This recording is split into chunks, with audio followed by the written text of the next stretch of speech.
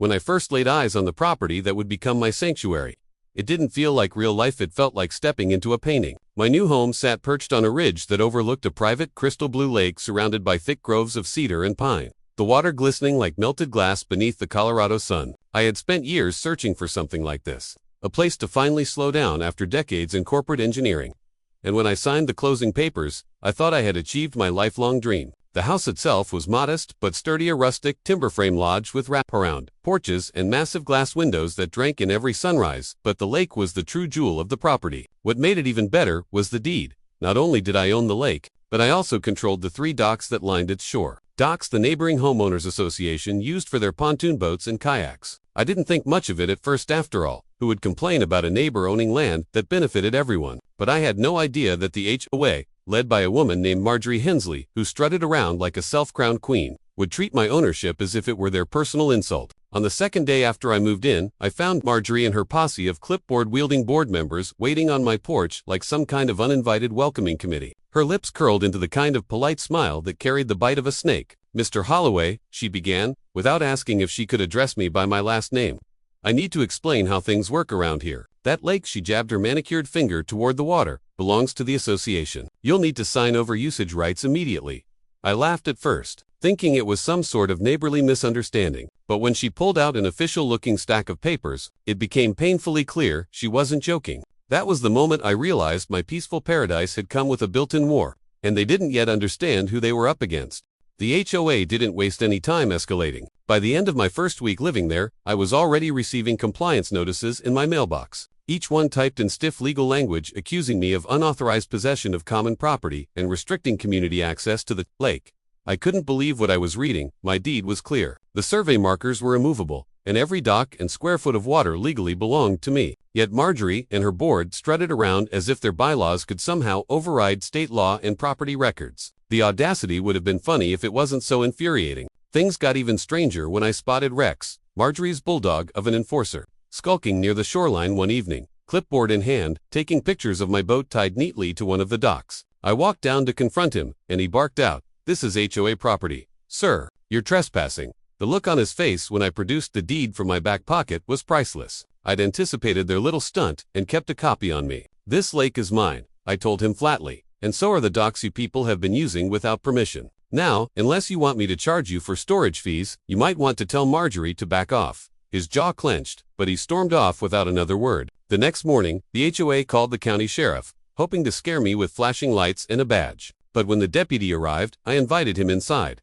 handed him coffee, and laid the deed on the table. 10 minutes later, the deputy was shaking my hand, apologizing for the wasted trip, and promising to file a report making it clear the lake and docks were indisputably mine. When Marjorie realized the sheriff wasn't on her side, her composure cracked. That afternoon, she screamed across the cul-de-sac loud enough for the whole neighborhood to hear, "This isn't over. That lake belongs to Pinecrest, HOA, and you'll regret standing in our way." The way I saw it, she'd just declared war. And she didn't yet understand I wasn't just some quiet retiree looking for peace. I was a man with time, resources, and a stubborn streak sharper than the mountain wind. And I was about to show her what it meant to pick a fight on my property. Marjorie's declaration of war wasn't just bluster. Within days, the HOA machine roared into full swing. First came the letters, thick envelopes stuffed with fabricated violations.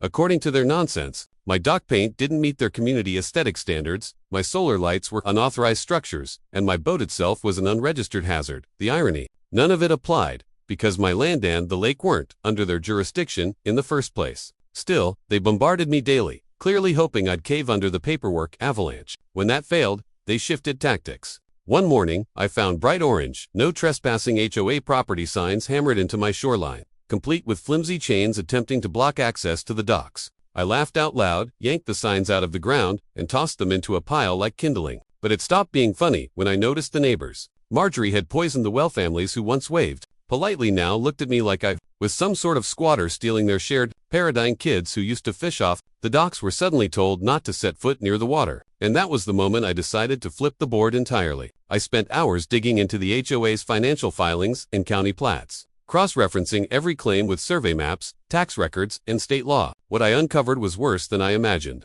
The HOA had been illegally collecting lake maintenance fees for nearly 20 years, despite having zero legal ownership. Hundreds of thousands of dollars siphoned from homeowners under false pretenses, Armed with a binder full of evidence, I started making quiet visits door to door, neighbor to neighbor. At first, they slammed doors in my face, parroting Marjorie's rhetoric. But when I showed them receipts proving the HOA had scammed them for years, the anger shifted. Some looked sick to their stomachs. A Vietnam vet named Carl shook my hand and muttered, "If this is true, she's been robbing us blind." By the end of that week, I had 10 alleys real people. Not scared puppets, and together we formed what I called the Lake Coalition. We weren't just going to defend my rights. We were going to dismantle Marjorie's entire empire, brick by fraudulent brick. And the docks. I wasn't planning to keep them locked forever. But before I shared them again, the HOA needed to understand one thing. The lake wasn't theirs to take. It was mine to give. The cracks in Marjorie's empire started slow, like hairline fractures in glass. At first, she dismissed the murmurs, waving off the Lake Coalition as a group of malcontents stirred up by the new guy. But by then, I'd already circulated copies of my binder to every homeowner in the subdivision. They could see it with their own eyes. Years of fraudulent lake maintenance fees, funds funneled into shady beautification projects that never materialized, and inflated invoices signed off by Marjorie herself. The fury was contagious. Carl, the Vietnam vet, hosted the first backyard meeting of the Lake Coalition, and more than 30 people showed up, faces pale, hands gripping copies of those records like they were proof of a crime scene. Whispers of lawsuits and class actions rippled through the crowd. Meanwhile, I kept control of the docks locked tight. Without my access, the HOA's Summer Lake Festival, cornerstone of their prestige, was dead in the water. Vendors pulled out, families complained, and for the first time in years, the HOA board faced a chorus of angry residents demanding answers. Marjorie tried to double down, storming up to my property line one afternoon with 2 board members in tow. She wagged a manicured finger in my face and screamed about criminal trespass and public theft.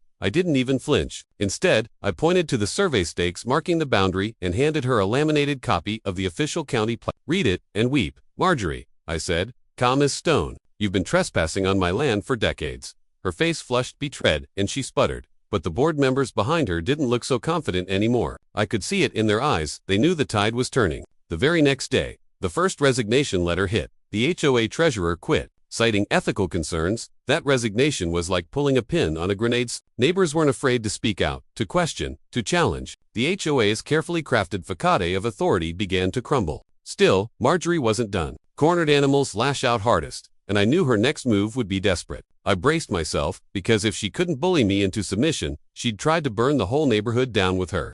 Marjorie's desperation erupted in full force, and it was uglier than anything I had seen from her yet. With her treasurer gone and half the board turning against her, she made one last, reckless play. Late one evening, I caught her and 2 HOA loyalists sneaking around the docks with bolt cutters and crowbars, trying to force open the locked gate to reclaim what she swore belonged to the association. They didn't realize I had cameras installed everywhere, nor did they expect the sheriff's department to respond so quickly when I reported an attempted break-in on private property. The deputies arrived, with lights blazing, catching Marjorie mid-swing with the cutters. Her shrieks that it was community property fell flat.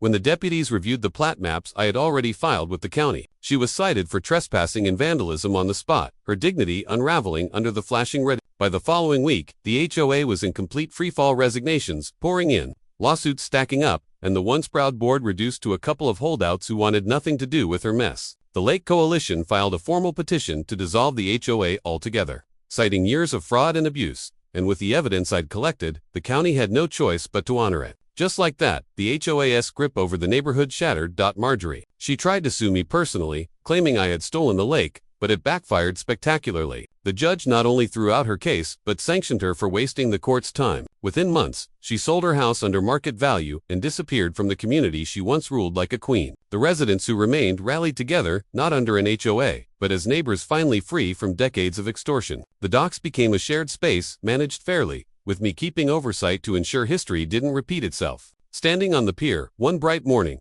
the lake shimmering like polished glass, I thought back to that first day when Marjorie stormed up, demanding what was mine. She thought I'd be another pushover, another victim of her paper crown empire. Instead, I flipped the entire board on its head, exposed the rot, and reclaimed not just my rights but everyone's peace of mind. In the end, it wasn't just about the lake or the docks. It was about showing that no HOA, no self-appointed tyrant, could bulldoze the truth when someone was willing to fight back. And I had fought, and I had won.